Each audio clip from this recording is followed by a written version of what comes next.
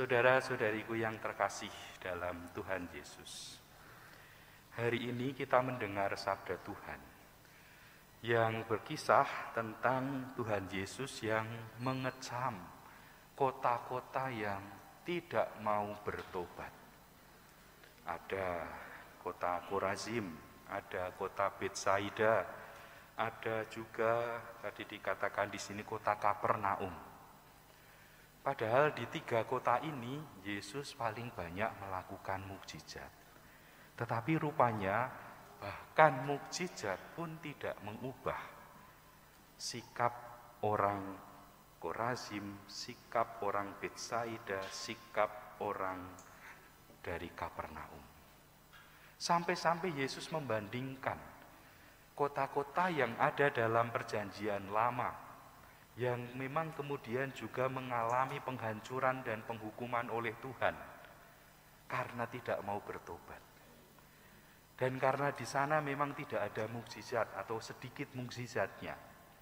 Sehingga Yesus membandingkan seandainya mukjizat-mukjizat yang terjadi di Korazim, di Betsaida, di Kapernaum ini terjadi di kota-kota di perjanjian lama, Tirus, Sidon, Sodom, pasti mereka bertobat. Dalam kisah Santo Antonius, kira-kira ada tidak ya kota-kota yang juga bebal, kota-kota yang juga tidak mau mendengarkan warta pertobatan dari Santo Antonius? Ada satu kota di Italia yang bernama Rimini. Di sana itu penduduknya menjadi pengikut dari ajaran sesat yang tidak mau mengakui tentang Ekaristi, yang menyangkal tentang Yesus yang hadir di dalam Ekaristi. Maka Santo Antonius datang ke kota itu dan dia mewartakan tentang Yesus yang sungguh-sungguh menjadi manusia, Yesus yang sungguh-sungguh Allah dan sungguh-sungguh manusia, Yesus yang kemudian juga mewariskan Ekaristi dan hadir di dalam tubuh atau dalam hosti, dalam anggur yang dikonsakrir oleh imam. Tapi apa yang terjadi? Orang-orang Rimini tidak peduli. Mereka cuek saja. Mereka, ngomong kosong. Mana benar itu? Mana ada kita disuruh makan daging. Kalau daging korban kemarin lumayan. Ini suruh makan daging manusia. Gak mungkin. Masa disuruh minum darah? Ya gak mungkin. Kalau darah korban kemudian digoreng jadi dideh, jadi saren, enak. Bisa dibuat sayur, bisa dibuat sambal goreng. Mereka kemudian tidak mendengarkan warta dari Antonius. Karena itu kemudian Antonius mengatakan, baiklah warga Rimini, karena kamu tidak mau mendengarkan sabda pertobatan dari Tuhan, warta pertobatan, saya tidak akan berkhotbah lagi di hadapanmu. Kemudian Santo Antonius pergi ke pantai. Karena Rimini itu kota pantai ya, di pinggir laut. Kemudian Santo Antonius berkhotbah kepada ikan-ikan. Dia berteriak dari pantai, wahai ikan-ikan, wahai makhluk-makhluk di lautan, engkau diciptakan oleh Tuhan, engkau dicintai oleh Tuhan.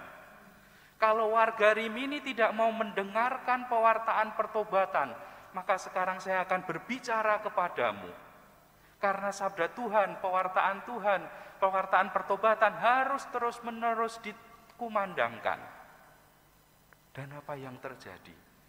Ikan-ikan meloncat-loncat dari laut, naik seperti kalau kita lihat, mungkin pernah melihat lomba-lomba yang mengikuti kapal itu ya, lompat-lompat seperti berteriak-teriak, hanya sayangnya kita tidak tahu bahasanya ikan. Tapi terlihat bahwa ikan-ikan itu menanggapi apa yang disampaikan oleh Santo Antonius. Kemudian di pantai itu ada beberapa nelayan dan ada anak kecil yang menyaksikan mukjizat yang dibuat oleh Santo Antonius. Mereka terkesima, mereka terkejut, mereka melihat dan kemudian takjub bahwa ikan-ikan pun mendengarkan khotbah Santo Antonius. Kemudian mereka lari ke kota Rimini, memberitahu warga Rimini, telah terjadi mukjizat. Santo Antonius, waktu itu belum Santo ya, Antonius berkhotbah kepada ikan-ikan dan ikan-ikan mendengarkan khotbah Antonius. Maka orang-orang Rimini kemudian lari berbondong-bondong ke pantai. Dan mereka masih melihat bagaimana Antonius kemudian mengakhiri khotbahnya dengan memberikan berkat. Ikan-ikan yang dicintai Tuhan, kamu telah mendengarkan warta pertobatan. Maka sekarang pergilah dengan bebas dengan membawa berkat Tuhan, Bapa dan Putra dan Roh Kudus. Amin. Enggak ada yang buat tanda salib ya. Kalau ada jangan-jangan ikan ini tadi. Ya, ikan-ikan waktu itu tidak buat tanda salib karena mereka tidak punya tangan. Tapi setelah diberkati oleh Antonius, mereka kemudian kembali. Dari melompat-lompat kemudian tenang kembali. Dan ini pengalaman ini membuat orang-orang Rimini bertobat. Berbeda dengan yang terjadi di Kapernaum, berbeda dengan yang terjadi di Betsaida, berbeda dengan yang terjadi di Korazim. Kota-kota ini tidak mau bertobat. Di Rimini dengan warta Santo Antonius mereka bertobat. Mereka kemudian mengakui Ekaristi. Mereka kemudian semakin mencintai Ekaristi. Mereka kemudian semakin merasakan bahwa Yesus sungguh-sungguh hadir di dalam Ekaristi. Saudara-saudari yang terkasih, kita tidak perlu menjadi ikan yang harus mendengarkan khotbah dari Antonius.